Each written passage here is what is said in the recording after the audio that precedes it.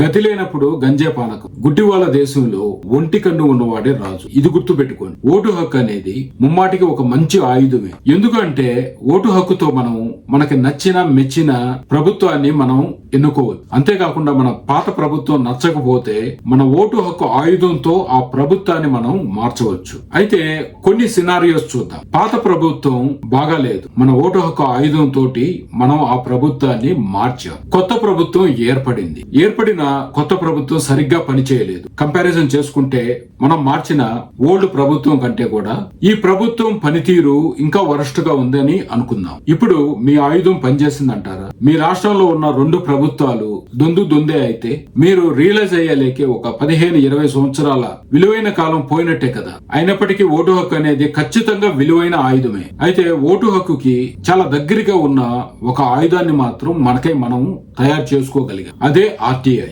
అయితే దీనిలో కూడా సమస్య లోతు బాగా తెలిసిన వాళ్ళై ఉండాలి, అవగాహన ఉండాలి, ధైర్యం ఉండాలి. ఎందుకు అంటే రైట్ టు ఇన్ఫర్మేషన్ యాక్ట్ ద్వారా ఇన్ఫర్మేషన్ అంటూ తెచ్చుకొని గవర్నమెంట్ బాడీస్ ని అడగటం, అప్లికేషన్ అంటూ పెట్టడం, లేకపోతే న్యాయ పోరాటం అంటూ చేయటం చేయాలి. అయితే ఇలా ఎంతమంది వీళ్ళు కూడా అప్లికేషన్ లో ఏం కావాలో అడగాలట అండ్ అడ్రస్ డీటెయిల్స్ అంటూ ఇవ్వాలట. ఇవి చిన్నపాటి స్కామ్లుగా అయితే మాత్రం ఈ ఇన్ఫర్మేషన్ అంతా కూడా ఆ స్కామ్ చేసే వాళ్ళకి చేరుతుంది. అంటే ఇవన్నీ మనం లీగల్ గా పాసిబుల్ కాదా అంటే అవన్నీ మనం చెప్పలేము. ఎందుకు అంటే మనం జరిగిన సంఘటనలు అన్ని కూడా చూసుకున్నట్టయితే దాదాపుగా ఒక 100కి పైగా, అంటే లెక్కల్లోకి వచ్చిన వాళ్ళు మాత్రమే 100కి పైగా ఆర్టీఐ యాక్టివిస్టులు అంటూ చనిపోయారు. 100లోనే ఎక్కువగా ఇంజూర్ అయ్యారు. ఇంకా బెదిరింపుల సంగతి అయితే మనం చెప్పనక్కర్లేదు. అయినప్పటికీ కూడా ఆర్టీఐ అనేది ఒక గొప్ప ఆయుధమే. ఎందుకంటే మనం కొత్త ఆయుధాలంటూ మనం సృష్టించుకోలేకపోతున్నాం. కానీ ఇవన్నీ కూడా మనం గమనిస్తూ ఉంటే మనకి కొత్త ఆయుధాల అవసరం అయితే ఎంతైనా ఉంది. ఈ కొత్త ఆయుధాల వేటలో భాగంగానే మనం ఈ రోజు సోషల్ పెన్యూర్ సిరీస్ అంటూ మనం స్టార్ట్ చేసాం ఆల్రెడీ ఈ ఛానల్లో. ఈ సోషల్ పెన్యూర్ సిరీస్ లో భాగంగానే మనం ఈ రోజు ఒక మంచి కాన్సెప్ట్ అంటూ, అంటే ఎక్కువ భాగం అంతా కూడా కవర్ అయ్యి ఒకే సొల్యూషన్ ఇచ్చే ఒక కాన్సెప్ట్ అంటూ మనం ఈ రోజు మనం చర్చించుకోబోతున్నాం. అంతేకాకుండా రీసెంట్ టైమ్స్ లో సెంట్రల్ గవర్నమెంట్ వాళ్ళు ఈ గవర్నెన్స్ లో మీరు బెస్ట్ సొల్యూషన్ అంటే ఏదైనా ప్రొవైడ్ చేయగలిగే స్టార్ట్అప్స్ అంటూ వాళ్ళు ఇన్వైట్ చేస్తున్నారు. మారథాన్స్ అని వాళ్ళు అవార్డ్స్ అంటూ ఇస్తున్నారు బెస్ట్ స్టార్ట్అప్స్ కి.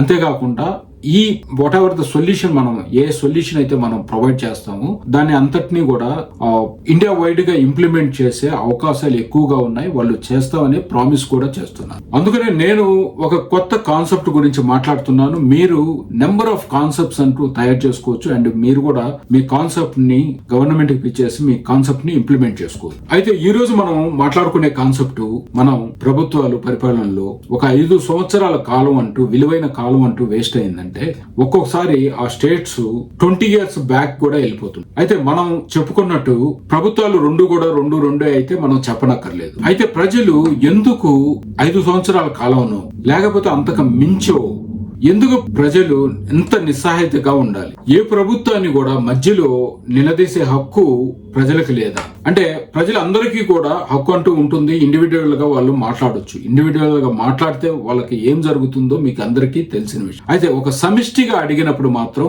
ప్రభుత్వాలు ఖచ్చితంగా దానికి ఆన్సర్ అంటూ ఇస్తుంది. అంటే ఒక ఓటు హక్కు లాగా, ఒక ఓటు హక్కుకున్న పవర్ ఎంతలా ఉంటుందో అంతలాగా మనకి ఇంకొక కొత్త హక్కు అంటూ మనకి కావాలి. అంటే ప్రభుత్వ సంస్థలు కానివ్వండి, ప్రభుత్వాన్ని కానివ్వండి, ప్రభుత్వ అధికారులను కానివ్వండి, సమిష్టిగా అడిగే హక్కు ప్రజలకంటూ ఉండాలి. ఇందుకోసమే ప్రభుత్వం యొక్క నాడి ప్రజలకి, ప్రజల యొక్క నాడి ప్రభుత్వానికి తెలిసేలా, దానిని బట్టి ప్రభుత్వం యొక్క పనిని మెరుగుపరుచుకునేలాగా, ప్రజల యొక్క ప్రతి సమస్యని కూడా పరిష్కరించేలాగా, అక్కడ ప్రభుత్వ అధికారుల పనితీరుని తెలుసుకునేలాగా, ఏమైనా తప్పులుంటే సరిదిద్దేలాగా ఉంటుంది ఈ కాన్సెప్ట్. ఈ కాన్సెప్ట్ నేమే పల్స్ సర్వే. ఒక చక్కటి ఫీడ్బ్యాక్ మెకానిజం ఉంది. అంటే ఒక కంటిన్యూస్ ఫీడ్బ్యాక్ మెకానిజం ఉన్న అండ్ ఒక మానిటరింగ్ సిస్టమ్ లాగా ఉన్న అండ్ ఈ ఫీడ్బ్యాక్ ద్వారా ఒక అనలిటిక్స్ ద్వారా ఒక డెసిషన్ మేకింగ్ కంటూ, ఒక యాక్షన్ కంటూ తీసుకునే ఒక ప్రాపర్ డేటా ఉన్న ఒక కాన్సెప్టే ఈ పల్స్ సర్వే. అయితే ఇది చెప్పడానికి చాలా బాగుంది. ఇది ఎలా వర్క్ అవుతుంది? మనం పల్స్ పోలియో అంటూ చూసాం. ప్రతి ఇయర్ ఈ వ్యాక్సినేషన్ ద్వారా మనం ఎంతో కాలంగా వర్కౌట్ చేసుకుంటూ ఈ రోజు మనం పోలియోని ఎరాడికేట్ చేసుకుంటూ వచ్చాం. అలాగే ఈ ఫీడ్బ్యాక్ మెకానిజం, ఈ పల్స్ సర్వే ద్వారా మనం జనాల నుంచి ఇన్ఫర్మేషన్ అంటూ సేకరించాల్సి ఉంటుంది. అంటే అక్కడ రెవెన్యూ రెవెన్యూ డిపార్ట్మెంట్ ఎలాగా పనిచేస్తుంది, పోలీస్ డిపార్ట్మెంట్ ఎలాగా పనిచేస్తుంది, అక్కడ ఏమైనా ఒక సంఘ విద్రోహ శక్తులు అంటూ ఉన్నారా, లేకపోతే మీకు స్కీమ్స్ అన్ని సరిగ్గా అందుతున్నాయా లేదా, మీకు ఎలాంటి సంక్షేమాలు అంటూ కావాలి, ఎడ్యుకేషన్ ప్రాపర్ గా ఉందా లేదా, మీకు ఎలాంటి ఆపర్చునిటీస్ అంటూ కావాలి, మీ దగ్గర ఏదైనా మంచి టాలెంట్ అంటూ ఆ లోకల్ ఏరియాకి సంబంధించిన మంచి టాలెంట్ అంటూ ఏమన్నా ఉందా, దానికి సంబంధించిన ఏదైనా పరిశ్రమలు అంటూ అక్కడ పెడితే మీకు ఎక్కువ అవకాశాలు వచ్చే అవకాశం ఉందా లేదా, ఇలాగ మనం ప్రతి డిపార్ట్మెంట్ కి సంబంధించి ప్రతి వ్యక్తికి సంబంధించిన ఇన్ఫర్మేషన్ అంటూ మనం సేకరిస్తాం. మీరు ఇది చాలా పెద్ద ప్రాసెస్, లేకపోతే జనాలు అనే వాళ్ళు చాలా ఎక్కువ మంది ఉన్నారు ఇండియా లాంటి కంట్రీలో అనే చేతగాని మాటలు మాత్రం ఖచ్చితంగా మీరు మాట్లాడొద్దు దయచేసి. ఎందుకంటే ప్రతి ఒక్కడి దగ్గర కూడా సెల్ ఫోన్స్ ఉన్నాయి.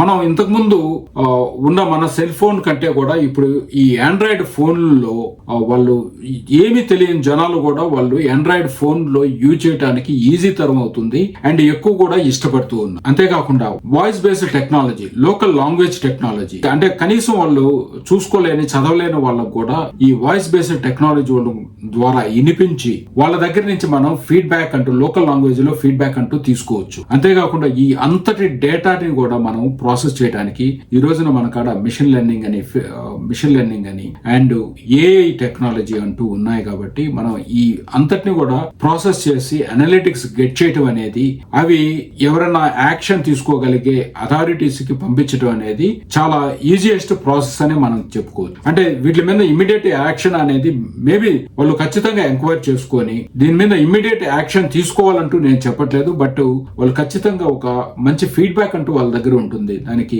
క్రాస్ చెక్ చేసుకొని దానికి యాక్షన్ తీసుకునే అవకాశాలు ఉంటాయి. ఎక్కువ టైము ఇది జనాల నుంచి వచ్చింది కాబట్టి అది కరెక్ట్ అయ్యే అవకాశాలు కూడా ఉంటాయి. ఇలాగ మనం ప్రతి ఆఫీసర్ కి ఒక రేటింగ్ అంటూ, లేకపోతే ఒక ప్రభుత్వానికి ఒక రేటింగ్ అంటూ ఈ ఫీడ్బ్యాక్ మెకానిజం ద్వారా మనం ఇచ్చుకోవచ్చు. దాని ద్వారా ఒక చిత్తశుద్ధి ఉన్న నాయకుడు ఎక్కువగా తనని తాను ఇంప్రూవ్ చేసుకోవడానికి, తను తాను మెరుగుపరుచుకోవటానికి, జనాల జీవితాన్ని మెరుగుపరుచుకోవటానికి ఖచ్చితంగా వాళ్ళు వర్కౌట్ అంటూ చేస్తారు. ఇంకా మన అందరి పరిస్థితులు కూడా ఎక్కువగా మెరుగుపడే అవకాశాలు అంటూ ఉంటాయి. మన మోడీ గారి మాటల్లో చెప్పాలంటే pulse survey one nation one feedback అని మనం చెప్పుకోవచ్చు. ఎన్నో సంస్థలు, ఎన్నో స్కీమ్స్ విడివిడిగా మనం ఫీడ్బ్యాక్ అంటూ కలెక్ట్ చేస్తుంటాం. ఈ పల్స్ సర్వే ద్వారా ఒకే సర్వేతో కంప్లీట్ డీటెయిల్స్ అండ్ జవాబుదారీతనం కూడా మనం ఈ పల్స్ సర్వేలో మనం చూడొచ్చు. ఈ ఒక్కటి ఖచ్చితంగా జనాల తలరాతనంటూ రాయగలదు. ఇలాంటి ఎన్నో కాన్సెప్ట్స్ ఉన్నాయి. ఇది జస్ట్ ఒక ఎగ్జాంపుల్ అంతేకాదండి. It can create many jobs. Direct గా ఇండైరెక్ట్ గా చూసుకున్నా కూడా ఎక్కువ జాబ్స్ అంటూ క్రియేట్ చేయగలదు ఇది. మీరు కూడా ఇలాంటి ఆలోచనతో సోషల్ ఇంపాక్ట్ ఉన్న స్టార్ట్అప్స్, అంటే మీరు రాష్ట్రాలతో ట్రై అయిపోవచ్చు, లేకపోతే ఇందాక చెప్పుకున్నట్టుగా మీరు ఈ సెంట్రల్ ఈ సోషల్ ఇంపాక్ట్ స్టార్ట్అప్స్ ని కాల్ చేసినప్పుడు వాళ్ళకంటే మీ స్టార్ట్అప్ ని పిచ్ చేసుకొని ఆ మారథాన్స్ లోను, ఆ కాంపిటీషన్స్ లోను మీరు పార్టిసిపేట్ చేసి మీరు గనక విన్ అయితే మాత్రం మీకు గ్రాంట్స్ కూడా వస్తాయి. అంతేకాకుండా మీ స్టార్ట్అప్స్ ని ఇంప్లిమెంట్ చేసేవాళ్ళు, అంటే ఇండియా వైడ్ గా ఇంప్లిమెంట్ చేసే అవకాశాలు కూడా ఉంటాయి. ఇదండి ఈ రోజు సోషల్ ప్రెన్యూర్ సిరీస్ లో ఒక కాన్సెప్ట్ గురించి అయితే మనం మాట్లాడుకుందాం.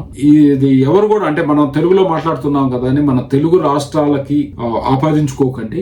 ఖచ్చితంగా ఇది ఒక జస్ట్ కాన్సెప్ట్ మాత్రమే. ఇప్పుడున్న ప్రభుత్వాలను బేస్ చేసుకుని అయితే మాత్రం ఖచ్చితంగా కాదు. ఇది ఇండియా వైడ్ గా ఇంప్లిమెంట్ చేయాల్సిన కాన్సెప్ట్ అండ్ ఒక మంచి ఫలితాలను కూడా ఇది ఖచ్చితంగా ఇస్తుంది. And thank you so much. And your subscriptions, likes, shares చాలా ఇంపార్టెంట్ అండి. మీరు ఇలాంటి కాన్సెప్ట్స్ ని ఖచ్చితంగా మీరు ఎక్కువ మందికి షేర్ చేయండి అండ్ వాళ్ళకు కూడా కామెంట్ చేయండి అండి. ప్రతి ఒక్కరు కూడా రెస్పాండ్ కాగలిగే సబ్జెక్ట్ ఇది. So and please do that and thank you so much and wait for the next video. And this is Shankar Gaddam. ఇది ఒక కంప్లీట్ స్టార్ట్అప్ ఛానల్ అండి. మీరు కనుక ఫస్ట్ టైం వస్తే ప్లీజ్ డూ సబ్స్క్రైబ్. ఖచ్చితంగా ఈ కాన్సెప్ట్ మీద మీ అభిప్రాయాన్ని అయితే మీరు చెప్తారని నేను అనుకుంటున్నాను and please do comment. Thank you so much and wait for the next video.